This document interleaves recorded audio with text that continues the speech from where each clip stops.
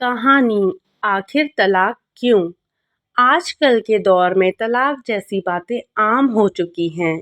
घर में छोटी छोटी बातों को लेकर लोग तलाक तक आ जाते हैं। ऐसी ही कहानी है कानपुर की एक महिला की, जिनका नाम सुषमा है। सुषमा जी कहती हैं कि मेरी शादी एक बहुत गरीब परिवार में हुई। मेरी शादी को 2 साल हो चुके थे। मेरा एक लड़का था। मेरे पति महीने में 10,000 ही कमा पाते थे। उनके इतनी इनकम नहीं थी, लेकिन हमारे घर में बहुत खुशी रहती। हम कम पैसों में भी अच्छे से गुजारा कर लिया करते थे। 2 साल बाद मुझे एक प्यारी सी बेटी हुई।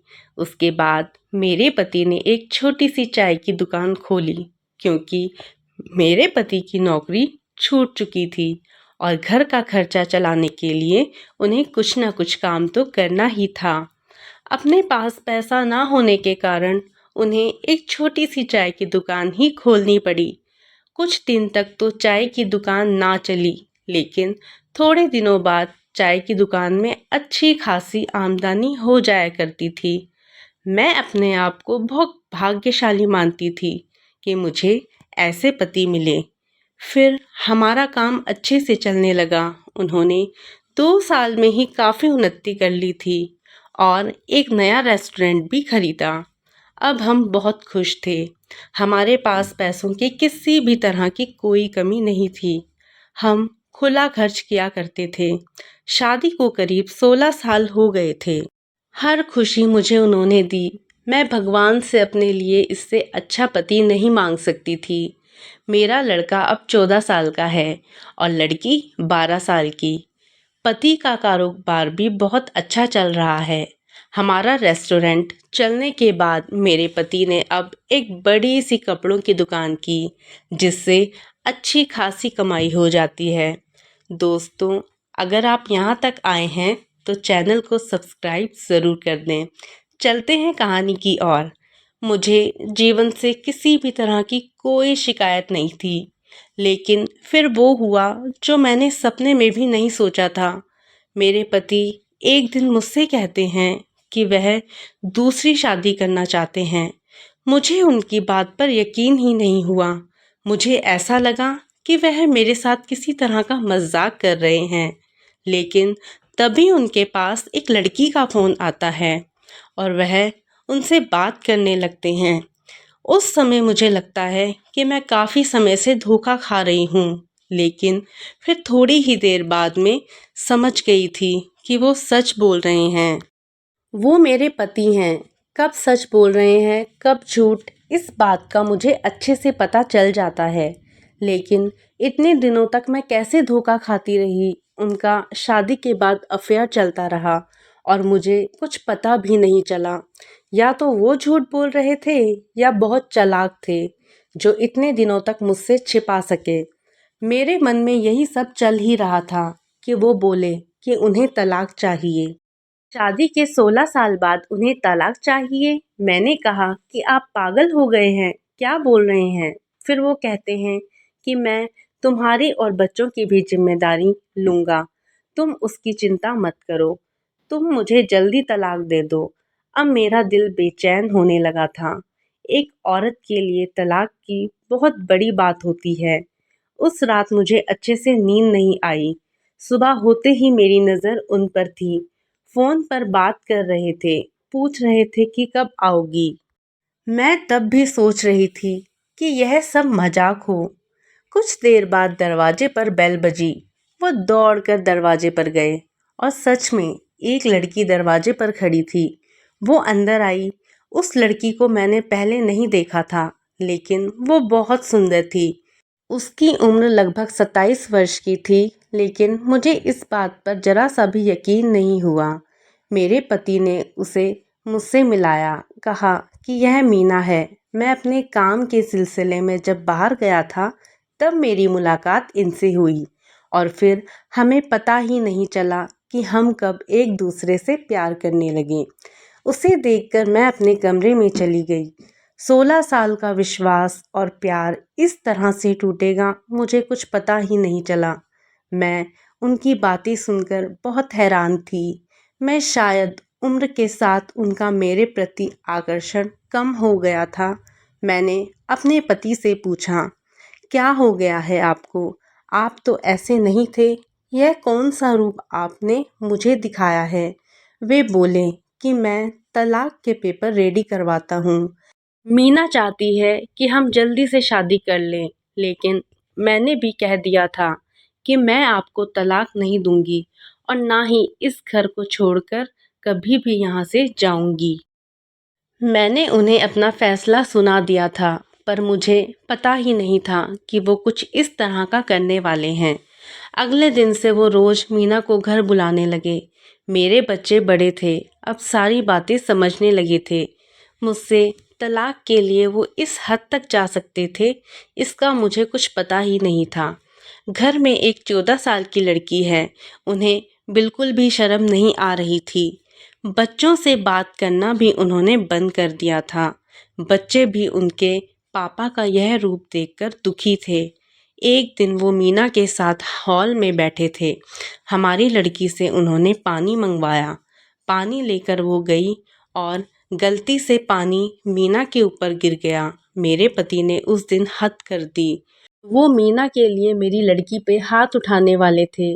मैंने उन्हें यह करता देख लिया और वहीं से उन्हें जोर से कहा, यह क्या कर रहे हो? पागल हो गए हो? मैं जानती हूँ तुम यह सब क्यों कर रहे हो। तलाक के लिए। ठीक है, अब तुम इस हद तक जा रहे हो तो फिर मैं तुम्हें तलाक दे ही देती हूँ। उसी समय मैंने अपना और बच्चों का सामान बांधा और अपने घर चली आई। एक इंसान इतना कैसे बदल सकता है? जो अपनी पत्नी और बच्चों पर जान छिड़कता था, अब वो उन्हें देखना भी पसंद नहीं कर रहा है। मैं अपने घर थी, उनका फ़ोन मुझे आया। उन्होंने कहा कि मैं तुम्हारी और बच्चों की जिम्मेदारी भी उठाऊंगा। कुछ भी ज़रूरत हो तो मुझे फ़ोन कर सकती हो, मैं पैसे भिजवाता रहूँगा। मैंने कहा कि मुझे तुम्हारे पैसों की कोई ज़रूरत नहीं है। इसी के दम पर तुमने उस लड़की को इम्प्रेस किया है।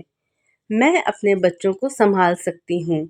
उम्र के इस पड़ाव पर आकर इतनी अच्छी लाइफ जीने के बाद मुझे फिर काम करना पड़ेगा, इसका मुझे अंदाज़ा ही नहीं था। ज़िंदगी कब आपको उठाकर पटक देती है, इसका आप अंदाज़ा भी नहीं लगा सकते हैं। मुझे भी इतने सालों तक उनके साथ रहने के बाद कपड़ों का अच्छा अनुभव हो चुका था। इसलिए मैंने भी अपने घर से कपड़े का काम शुरू करना चाहती थी। मैं उस इंसान के पैसे नहीं लेना चाहती थी। उनका फ़ोन मुझे आता रहता, बोलते कि तुम मुझसे पैसे ले सकती हो, नया काम शुरू करना है तो भी मैं पैसे दे दूँगा। लेकिन मैं नहीं मानी। मैंने कहा कि आप हमारी नहीं, तलाक की चिंता करो। समय निकलता गया। मैंने अपने बूते पर थोड़ा सा कुछ शुरू किया, लेकिन हमारे घर वाले मुझे सपोर्ट कर रहे थे। कुछ समय के लिए उनका फ़ोन आना बंद हो गया। मैंने इस बात पर ध्यान भी नहीं दिया। मैं अब उनसे बात भी नहीं करना चाहती थी। तलाक में अभी कुछ समय था। मैंने उन्हें कहा कि जब भी आप बोलोगे मैं आ जाऊंगी, जहाँ भी साइन करना होगा मैं कर दूंगी।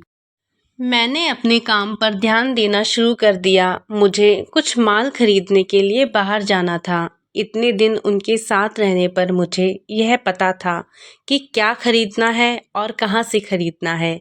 उनका यह अनुभव मेरे बहुत काम आया। मैं उस शहर माल खरीदने के लिए गई। मैं वहाँ पहुँचकर उस दुकान में माल ही खरीद रही थी कि मुझे वहाँ मीना दिखाई दी और वहाँ मैं क्या देखती हूँ कि मीना किसी और के साथ ही हाथ पकड़े हुए थी। मुझे देखकर साफ पता चल गया था कि अब वो इस लड़के के साथ है। मन ही मन मुझे खुशी हुई कि आखिर मेरे पति ने धोखा खाया।